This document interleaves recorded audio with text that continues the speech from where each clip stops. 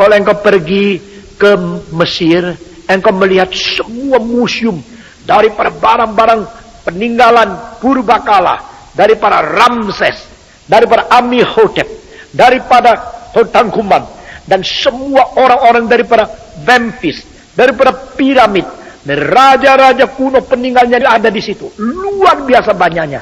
Tapi saudara-saudara, di Mesir engkau sulit melihat di dalam museum mereka itu barang-barang daripada Inka, barang-barang daripada Indian, barang-barang dari Eropa.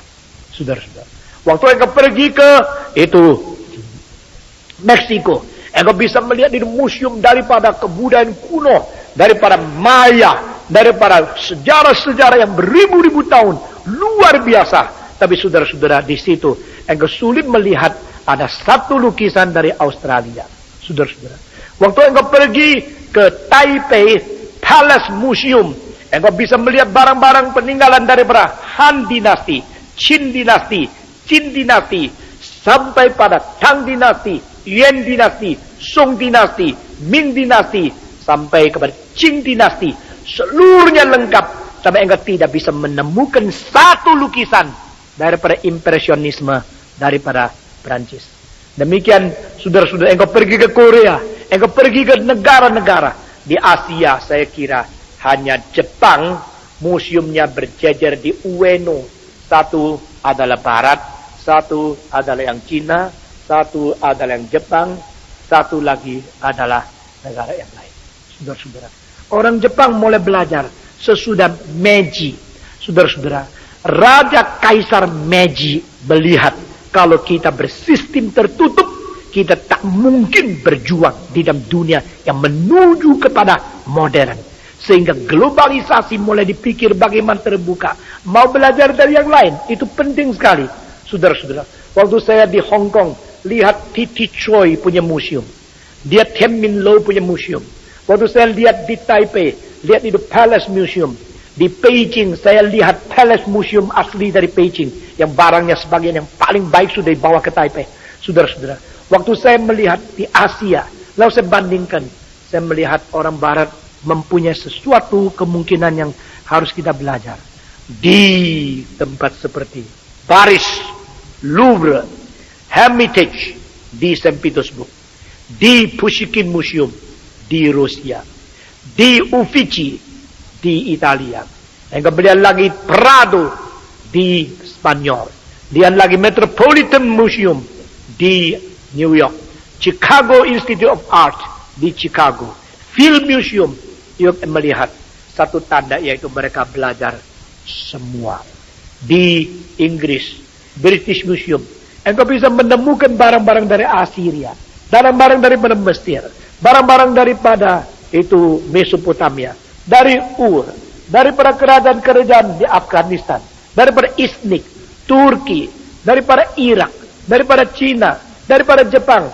Menemukan imari yang terbaik di situ. You menemukan akan itu blue and white, menemukan akan glazier under glass, red, copper red porcelain yang terbaik. Justru bukan di Asia, tapi di Eropa, di Turki, saudara-saudara, di Istanbul, Topkapi, engkau bisa menemukan paling sedikit lebih daripada 80 di antara tidak lebih 100 barang yuan yang masih tinggal di dunia. Saudara-saudara sekalian, apa sebab? Karena orang di Barat belajar sesuatu, bagaimana mau belajar dari yang lain? Bagaimana mau menerima sesuatu yang lain? Pagi ini saya tidak berarti mempropagandakan Barat. Karena ada waktu yang lain saya akan berkata, Barat sudah mulai menuju kepada gang buntu.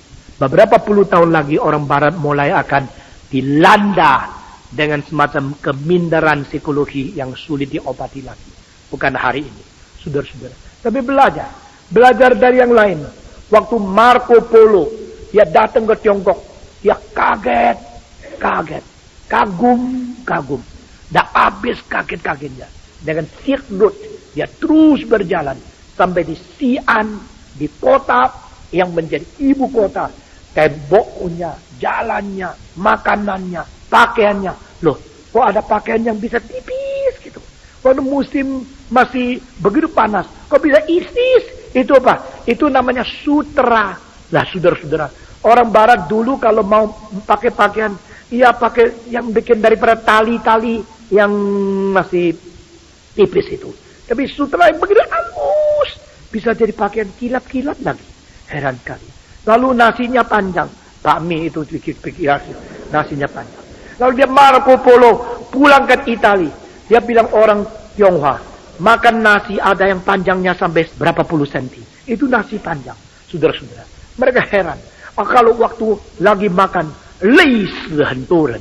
Kalau itu makan itu yang layani banyak, lei itu capek, sampai mati. Hentur banyak orang sampai mati-matian, lei setoran. Akhirnya jadi restoran. Saudara-saudara, itu istilah dari situ. Dari mereka belajar. They try to learn, try to understand. Dari barat mau ngerti yang timur, mau ngerti yang ini. Pulang tulis. Nah saudara-saudara, sudah tulis apa? Share. Kasih orang lihat. Nah saya sudah lihat. Ini share. Jadi learn, think, analyze, sharing. Nah itu kebudayaan barat.